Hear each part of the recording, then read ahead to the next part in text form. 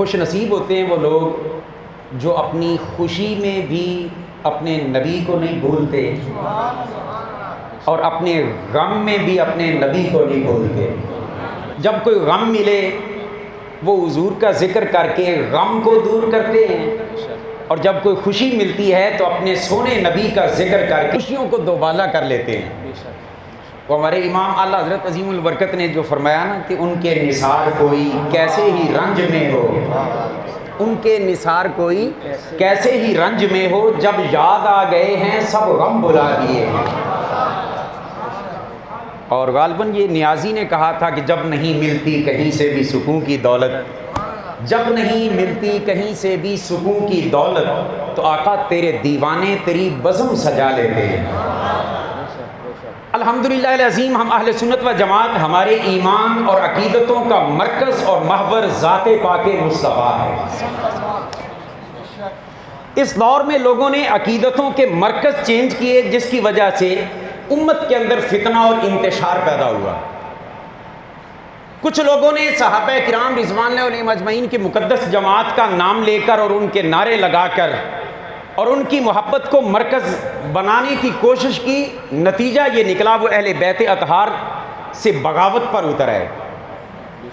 اور کچھ وہ بد نصیب تھے کہ جنہوں نے اہل بیت اطہار کہ نام تو لیا، مگر اہل بیت اطہار کا نام لینے کے بعد اصحاب رسول اور حضور پر سب کچھ قربان کرنے والوں کی عظمتوں کے پیچھے پڑ گئے۔ الحمدللہ ہم اہل سنت ہیں، ہمارے لیے مرکز محبت نہ صحابہ ہیں نہ اہل بیت ہیں، مرکز محبت ہمارے لیے ذات پاک مصطفیٰ ہے۔ پھر حضور کی نسبت جس نے بھی حضور کی نسبت حاصل کر لی ہمارے سروں کا تاج بنتا گیا۔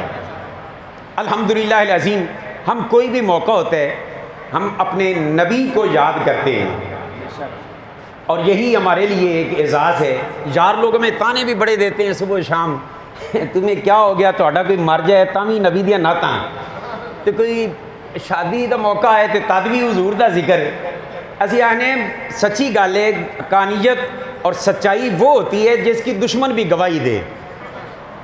جی یہ کیسی گواہی؟ میں نے کہا ہمارے حق ہونے کی آپ گواہی دے رہے ہیں۔ کہنے لگے جی یہ کیا گواہی؟ میں نے کہا میرے سونے کریم نے فرمایا ہے نا کہ جس سے محبت ہوتی ہے اس کا کثرت سے ذکر کیا جاتا ہے۔ آپ ہمیں یہ تانا دے کر کہ تم حضور کا ذکر بڑائی کرتے ہو، جب کوئی موقع تلاش کرتے ہو پھر حضور کا ذکر کر دیتے ہو۔ میں نے کہا گویا آپ گواہی دے رہے ہیں کہ آپ وہ خوش نصیب ہیں جنہیں حضور سے پیار ہے۔ ہم بہانے بنا بنا کر حضور، بلکہ رات گئے تک حضور کا ذکر ہوتا رہے تو پھر بھی ہم کہتے ہیں کہ آؤ حسن یار کی باتیں کریں، زلف کی رخسار کی باتیں کریں۔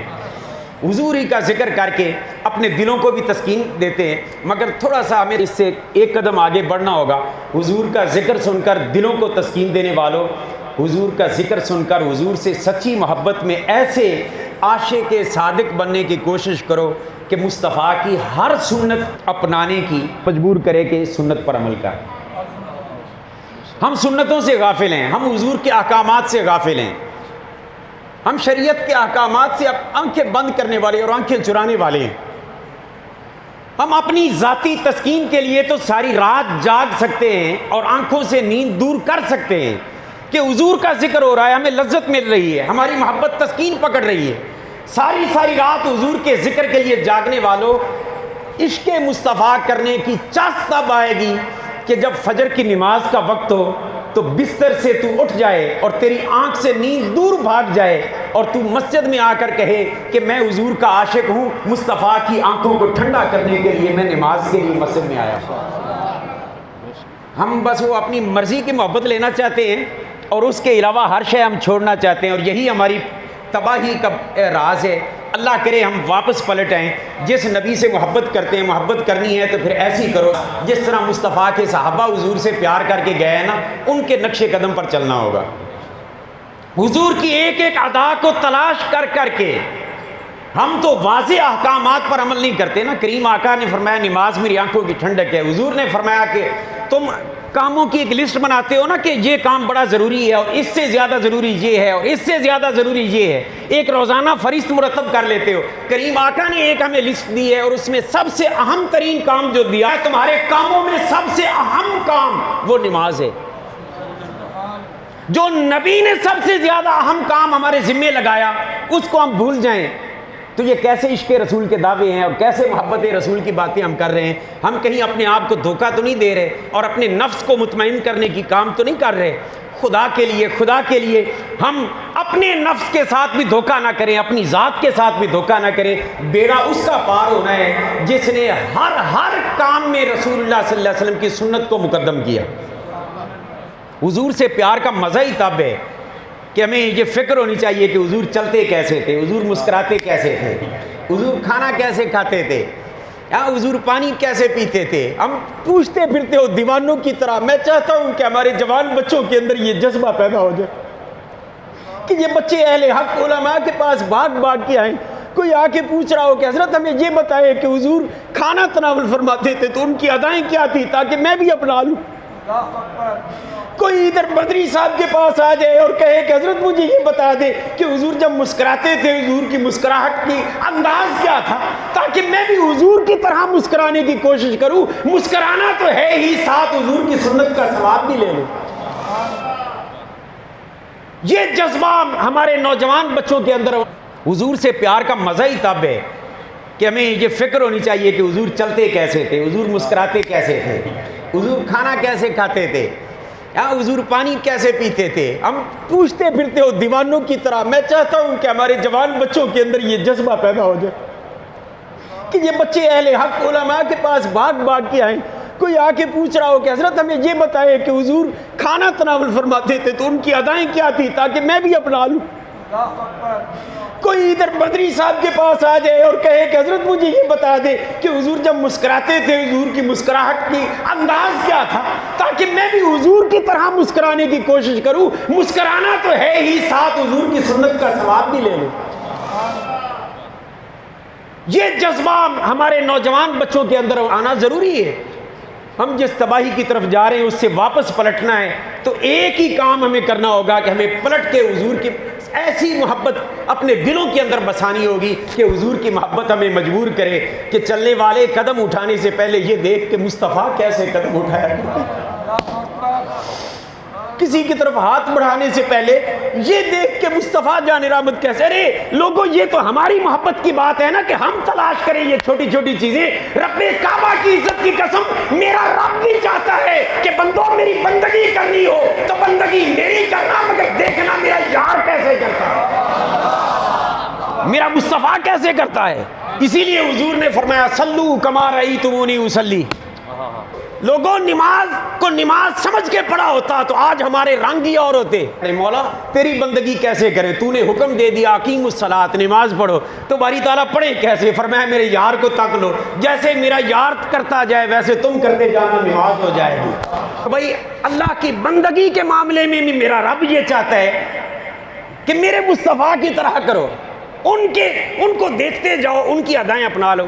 تو باری تعالیٰ پھر کیا ہوگا؟ فرمایا کل ان کنتم تحبون اللہ فاتبعونی یحببکم اللہ۔ میرے یار کی اتباع کا لباس اگر پہن لوگے نا تو یار پیارا ہوتا ہے تو یار کی نسبتیں بھی پیاری ہوتی ہیں۔ بندوں میں تم سے بھی پیار کرنے لگ جاؤں گا، تم میرے مصطفیٰ کی اتباع کا جبہ تو پہن لو۔ تو ہمیں اس وقت جو غفلت کی دنیا میں ہم سوئے ہوئے ہیں نا، افراتفری ہمارے اندر، لوگوں سکون صرف اور صرف میرے اللہ کے محبوب سے پیار کرنے میں ملے گا۔ بڑے بڑے بنگلوں میں، بڑے بڑے محلات میں سکھ اور چین کی نیندر نہیں آئے گی۔ میں نے دیکھا ہے، جانتا ہوں ایسے لوگوں کو کہ کروڑوں بینک بیلنس ہے اور ان کے بینک بیلنس کا حساب ہی ان کے پاس نہیں ہے، مگر رات کو اتنی ڈیزی پاؤنڈ اور پتہ نہیں کیا کیا گولیاں وہ اس طرح لے جاتے ہیں اور پھر صبح کے وقت کہتے ہیں کہ علامہ صاحب رات کو ساری رات نیند نہیں آئی، دعا کر دیں۔ مگر قربان جائیں میرے مصطفیٰ کے عاشقوں، اگر حضور سے سچی محبت کر لو گے، نیند بھی وقت پر آئے گی، جاگ بھی وقت پر آئے گی، نیند بھی مزہ دے گی، جاگ بھی مزہ دے گی۔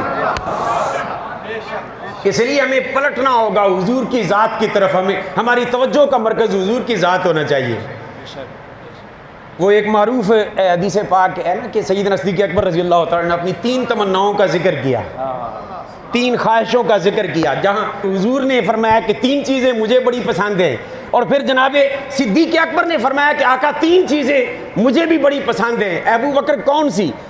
تو اس کے جواب میں سیدنا صدیق اکبر نے جو 3 خواہشوں کا اظہار کیا نا، ان میں ایک یہ تھی، یا رسول اللہ صلی اللہ علیہ وسلم النظر الی وجہ رسول اللہ، یا رسول اللہ میری پہلی خواہش یہ ہے کہ میری نظر ہو، میری نگاہ ہو، اور آپ کا چہرہ ہو، اور ہر وقت آپ کو تکتا ہی رہے، ہر وقت میری نگاہ آپ کے چہرے پہ رہے۔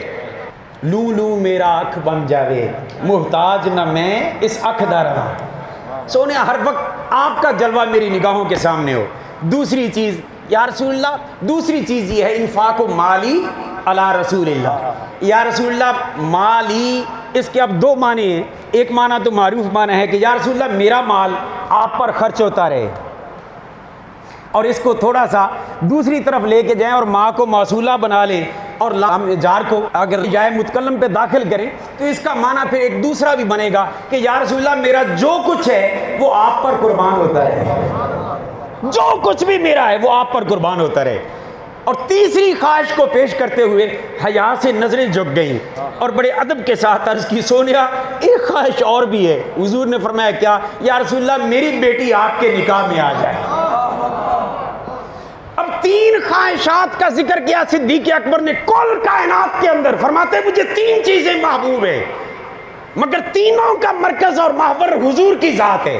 النظر الی وجہ رسول اللہ، آنکھیں میری چہرہ آپ کا تکے، مال میرا ہو، خرچ آپ پر ہوتا رہے، بیٹی میری ہو، قدموں میں آپ کے رہے۔